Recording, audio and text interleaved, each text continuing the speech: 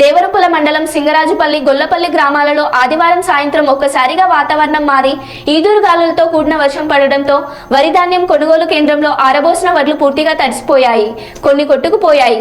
అలాగే గొల్లపల్లి గ్రామానికి చెందిన దుడిమెట్ల సోమలింగం అనే రైతుకు 2 ఎకరాల వరి పంట పూర్తిగా నెలమట్టం అయ్యింది. దీంతో తీవ్ర నష్టం వాటిల్లింది అని బాధిత రైతులు ఆవేదన వ్యక్తం చేశారు. తడిసిన ధాన్యాన్ని వెంటనే కొనుగోలు చేసి పంట నష్టపోయిన రైతులను ఆదుకోవాలని వారు ప్రభుత్వాన్ని కోరారు.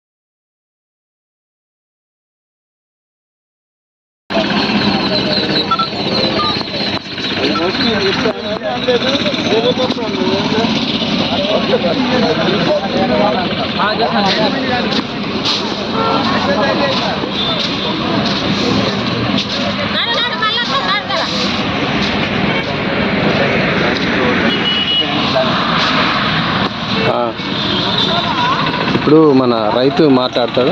చెప్పమ్మా, ఏమైంది సార్? అనుకోకుండా వాన పడ్డది సార్. ఇప్పుడేను ఎండాల 4 గంటల నుంచి 4 గంటల దాకా ఎండ కొట్టింది బిర్గా. ఆ తర్వాత మొత్తం వర్షం తప్పుతాంతో చెట్లు మడుగుల నీళ్లు తయారైన ఏమైనా చూస్తున్నాయినా ఒడ్లన్నీ ఇట్లా ఇవన్నీ కొట్టుకపోయినాయి. కష్టపడుతున్నాం మేము ఇక్కడ. మరి ఎట్లా ఎట్లా చేద్దాం సార్? మరి ఎట్లా చేస్తారో మీరే. ఇక